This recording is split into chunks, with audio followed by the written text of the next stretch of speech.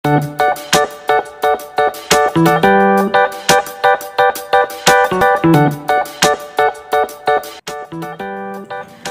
pagi anak-anak yang dikasihi Tuhan. Apa kabar? Miss berharap kalian semua sehat dan tetap semangat belajar. Yuk kita berdoa bersama-sama sebelum mulai pembelajaran kita pada pagi hari ini. Terima kasih Tuhan Yesus yang baik, Engkau Bapa kami yang mengasihi kami. Sebentar kami mau belajar, Tuhan memberikan hikmat, kepintaran. Dan Tuhan Yesus, kami boleh mengerti pembelajaran kami pada pagi hari ini. Kami sudah berdoa dan mengucap syukur. Haleluya. Amin. Baik anak-anak, semua pegang bukunya ya. Bukunya dan bab 11 halaman 78. Apa di situ nak? Aku dan temanku. Semua coba buka bukunya. Di sini apa nak? Aku dan temanku. Ya, pembelajaran agama kalian harus menyiapkan juga Alkitab. Semua buka Alkitabnya di Yesaya 41 ayat yang ke-6. Anak-anak semua kita baca bersama-sama ya nak ya. Yesaya 41 ayat 6. Yang seorang menolong yang lain dan berkata kepada temannya, kuatkanlah hatimu. Kita sama-sama buka halaman 79. Bagian B, uraian materi. Pertama apa di situ nak? Pertama, siapakah sesamaku? Kita baca sama-sama, disimak bukunya. Pada waktu ahli Taurat hendak mencoba Yesus, ia bertanya, siapakah sesamaku manusia? Tuhan Yesus menjawab dengan sebuah perumpamaan. Adalah seorang yang turun dari Yerusalem ke Yeriko. Ia diserang oleh orang jahat, dipukul dan hartanya diambil. Ia ditinggalkan dalam keadaan setengah mati. Kebetulan ada seorang imam melewati jalan itu, namun ia berjalan menghindari jalan dari seberang. Ia tidak menolong orang yang sedang setengah mati itu. Lalu datanglah seorang Lewi, namun menghindar dan melewatinya dari seberang jalan. Kemudian lewatlah seorang Samaria di jalan itu. Tergeraklah hatinya oleh belas kasihan. Ia mengobati dan membalut luka-luka orang tersebut, menaikkannya ke atas keledai tunggangannya, lalu membawanya ke penginapan dan merawatnya. Kepada petugas penginapan, orang Samaria berpesan, rawatlah dia, dan jika kau belanjakan lebih dari ini, aku akan menggantinya waktu aku kembali. Tuhan Yesus bertanya, dari ketiga orang tadi, siapakah sesama manusia? Dari orang yang dirampok orang jahat tadi? Nah, murid-murid Yesus menjawab, orang yang telah menunjukkan belas kasihan kepadanya. Sesamamu manusia adalah orang yang ada di sekelilingmu. Sekali lagi, Miss katakan, sesamamu manusia adalah siapa nak? Orang yang ada di sekelilingmu.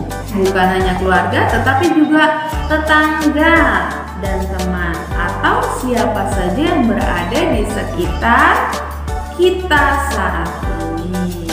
Sekarang halaman 80, bagian yang kedua. Perhatikan anak-anak, menghargai teman. Perhatikan ya, yang ini ya nak ya. Pintar. Anak-anak tidak boleh malas ya, harus rajin membaca dan menulis. Kenapa?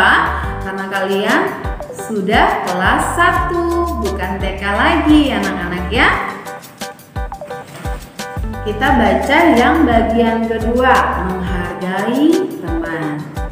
Semua orang dilahirkan dengan kelemahan dan kelebihan. Tidak semua teman selalu berperilaku baik kepadamu. Namun, anak yang takut akan Tuhan tidak akan kecewa. melainkan menghargai semua teman tanpa pandang bulu. Apapun keadaan teman, ia adalah ciptaan siapa nak? Ciptaan Tuhan. Kewajibanmu adalah menghargai dan menghormatinya. Jadi kita sudah tahu ya, sama teman itu kita harus menghargai dan menghormati. Menghargai itu apa, Miss? Menghargai artinya menerima perbedaan dengan dirimu, mengakui kelebihannya, dan menerima kelemahannya. Apa yang kamu lakukan terhadap teman atau orang lain adalah perlakuan yang kamu tunjukkan kepada Tuhan. Jadi anak-anak di halaman 80 dikerjakan ya. Nama temanku, kesukaannya apa, rumahnya, dan kelebihannya. Ceritakan sedikit pengalaman bermain dengan temanku. Teman di sini, karena kalian belum ke sekolah jadi belum tahu teman-teman ya, kalian boleh teman di rumah, teman waktu di TK ya, diisi ya nak ya, semampunya saja. Kalau misalnya tidak tahu rumahnya tidak apa-apa. Oke ya, yang ini ya nak ya. Nah ini dia, dikerjakan ya nak ya. Baik, sekarang kita bagian yang ketiga, hidup dengan rukun. Nah kalian harus hidup rukun ya. Bagian yang ketiga halaman 81 anak-anak, hidup dengan rukun. Kamu dan temanmu mempunyai banyak perbedaan, tetapi perbedaan tidak boleh menjadi masalah. Karena tidak ada orang yang diciptakan sama, bukan hanya tinggi badan, warna kulit, dan rambut. Tetapi apa anak-anak? Sifat, kelebihan, kesukaan, dan karakternya. Ada yang pendiam, lamban, dan selalu tenang. Ada yang lembut, suka tersenyum, dan tampil rapi. Ada yang suka bicara, lincah, tapi lekas panik. Ada anak-anak yang suaranya keras, suka memimpin, dan kasar. Semuanya tidak dapat dipaksa untuk menjadi sama ya anak-anak ya. Namun seorang yang lain harus dapat hidup rukun. Gembala-gembala Abraham dan Lot bertengkar. Mereka memperebutkan sumur untuk kambing domba mereka. Abraham menyarankan agar mereka berpisah. Bukan karena Abraham tidak suka kepada Lot, tetapi agar mereka dapat hidup rukun selamanya. Dengan cara demikian, ternak mendapat air yang cukup. Manusia pun dapat hidup rukun dan damai. Kita masuki yang keempat nak, santun dalam bermain. Jadi bermain juga harus santun. Semua anak pasti suka bermain dengan temannya. Agar bermain dengan menyenangkan, semua harus bersikap sopan dan santun. Bermain dengan cara yang jujur dan baik. Ya anak-anak ya. Kadang-kadang perlu sikap mengalah dan memberi kesempatan teman lain untuk menang. Yesus mengasihi orang yang rendah hati. Anak-anak tahu caranya bagaimana bermain dengan sikap yang santun? Pasti kalian baru dengar ya. Kok bermain harus sikap santun sih, Miss? Jadi caranya ada 6. Perhatikan ya. Yang pertama adalah berbicara dengan lemah lembut. Ya. Jadi kalau kalian itu berbicara jangan kasar ya nak ya, sama temannya harus lembut. Yang kedua adalah berkata jujur. Nah, nggak boleh bohong ya, apalagi anak-anak Tuhan harus menjadi contoh dan harus menjadi berkat. Harus berkata apa nak? Berkata jujur. Yang ketiga apa? Di situ rendah hati. Kita tidak boleh tinggi hati. Nah, misalnya kita punya mainan baru nih, nah suka pamer, nggak boleh ya nak ya. Yang keempat berperilaku adil, nggak boleh curang kalau bermain. Yang kelima tidak pandang bulu. Dan keenam menghargai teman. Kalian harus menghargai teman kalian saat bermain. Semua sikap santun itu dapat anak-anak miliki apabila anak-anak mempunyai buah-buah roh dalam diri kalian masing-masing. Nah, anak-anak ada yang tahu buah-buah roh itu apa saja? Mari kita mengenal buah-buah roh. Disimak Miss bernyanyi ya. 1, 2, 3 ya.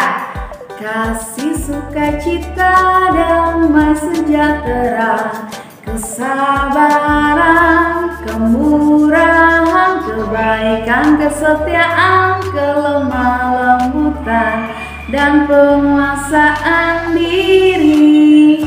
Jadi anak-anak ada 9 buah roh. Kalian bisa nanti lihat di Alkitab Galatia 5 ayat 22 sampai 23. Dan kalian juga bisa lihat di buku kalian di halaman 82 ya nak ya. Nah, Miss kasih tugas untuk hari ini hanya mencatat saja 9 buah roh. Nanti kalian tulis pertama adalah nama, kelas, dan kalian tulis di situ buah roh dalam kurung Galatia 5 ayat 22 sampai 23 ya.